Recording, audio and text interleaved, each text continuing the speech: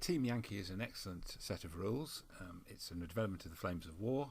It's only just starting, it's only just beginning to get itself established. It doesn't have the full range of Flames of War yet.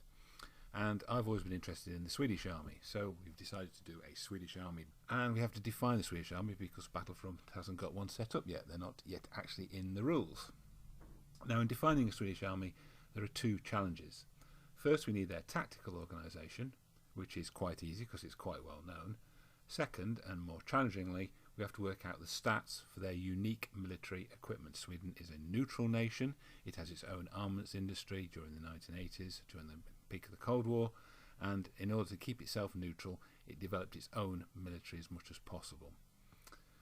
So, the armoured company consists of a single HQ tank, 3 platoons of 4 tanks, and 1 mechanised platoon of 3 carriers and their infantry.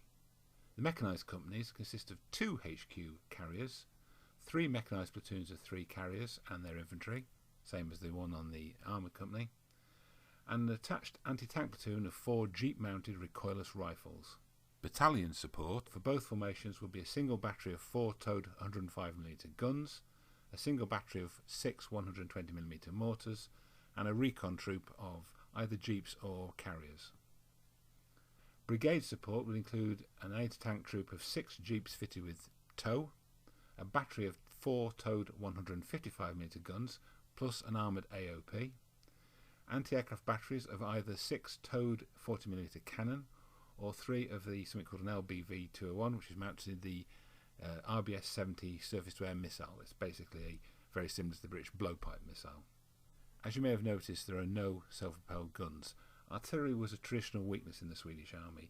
There are too few batteries, there are too few guns per battery, and all of them are towed.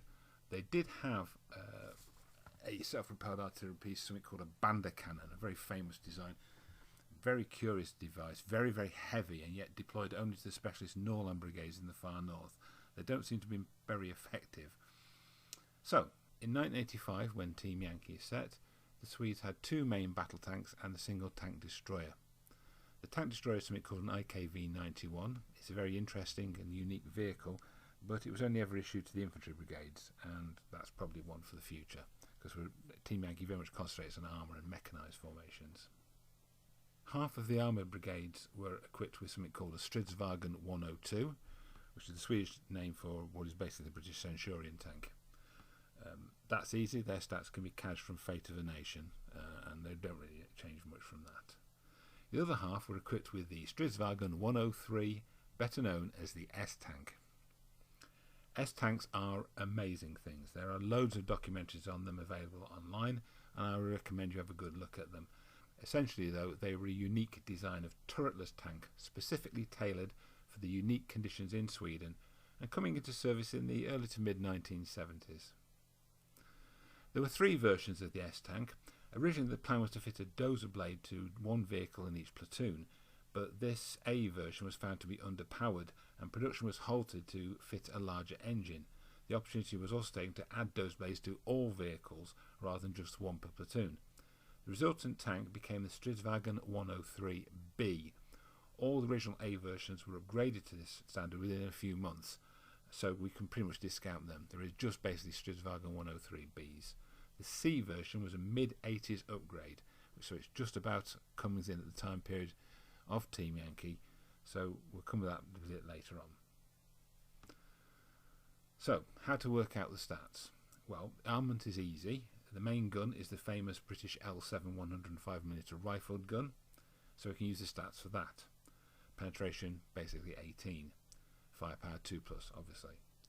The actual weapons were made under licence by Bofors, and because they were fitted into the hull, they were slightly greater calibre than the original, increasing both their range and penetration. We can't increase the penetration to the 20 of the Abrams because the Swedes didn't really use APFSDS ammunition, but from 18 to 19 seems pretty reasonable. They don't seem to have received HESH ammunition, so they wouldn't count as brutal. The gun can fire smoke, but the 103B does not have a laser rangefinder, and of course, having no turret, it is not stabilised. The other factor is firing rate. It is impossible to fire S-tanks on the move because their tracks have to be locked to allow the ingenious tracking and elevation system to work, so we have to reduce it to 1. Secondary armament is very easy. It's a standard 7.62mm anti-aircraft machine gun and 2 Hull machine guns, all very straightforward. Armour is a bit more difficult to figure out. It's standard hardened steel, it's not Chobham or reactive armour, and it isn't actually all that thick, but it is extremely well angled. I mean, look at an S-tank, you get the feeling that everything would just ricochet off. The bulldozer blade at the front helps too. All rule sets I have seen make it at least as well protected as the Chieftains, T-62s and M60s that were around when it was built, but obviously not on a par with the most up-to-date tanks of the mid-80s like the Abrams or the Leopard 2. So, actual figures. It's a heavy tank, so top armour is 2. I've seen test firings of 90mm heat rounds against the side armour, and it seems to handle it pretty well, so put it at about 8, so slightly more than Centurion. Frontal armour will be better than the Centurion, obviously, because it's an upgrade for the Swedes, but less than its own gun will be able to penetrate. So between about 13 and 18. Based on comparison to other 70s heavy tanks, and they need to account for the improved 103C, of which more later, we decide to put the frontal armour at 16. Mobility. S-tanks are light, less than 40 tonnes, and powered by 2 engines, a diesel and a gas turbine. They can make over 35 miles per hour and they're very manoeuvrable. The big problem is the need to fire on the halt. Therefore, we give it a very low tactical move, but much higher tactical dashes. Other equipment, specialist equipment, infrared and mine clearing equipment, dozer blades, which can duplicate for that. They are amphibious, but only after preparation, and it's not really, you can't really do it straight away, so I wouldn't count that. In 1986, the Stridsvagn 103C was introduced, so it's just about within this time period. Assuming the alternate history that tensions were rising, you can assume the Swedes had pushed this ahead of a bit of schedule. The main upgrade of the 103C was the addition of a plaque armour on the upper parts of the hull, which would increase frontal armour to 17. Additional fuel jerry cans were fitted along the side, which gave the equivalent of bazooka skirts, so 10 against heat rounds, and also finally the introduction of a laser rangefinder, which will all help accuracy. The other main vehicle we need to examine is the carrier. This is the PBV-302.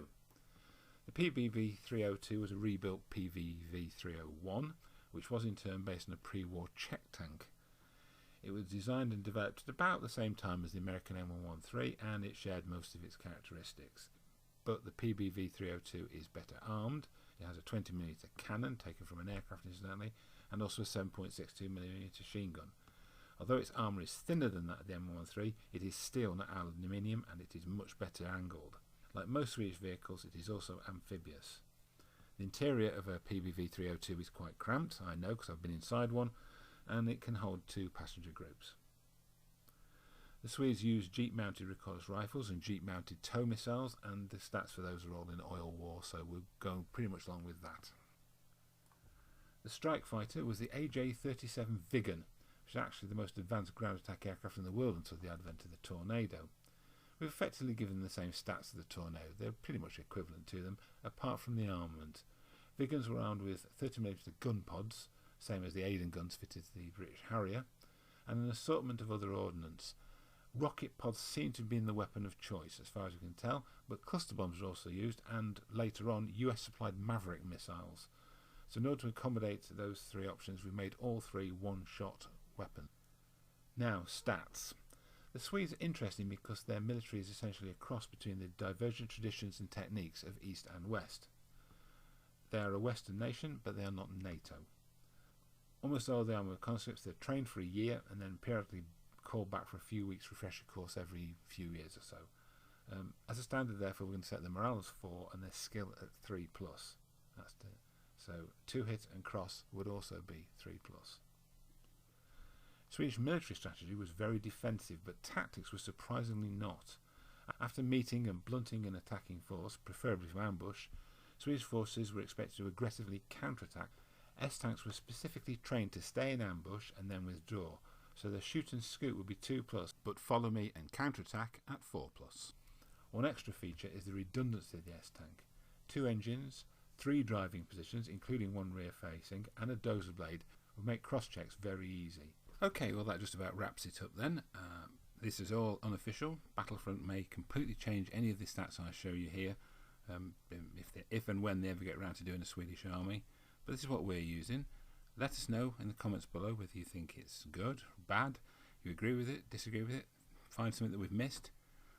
We're always looking to refine it and make it better. And if anybody wants a hard copy of the stats, please contact me and I will forward it to you by email. And we'll see you on the battlefield of Team Yankee.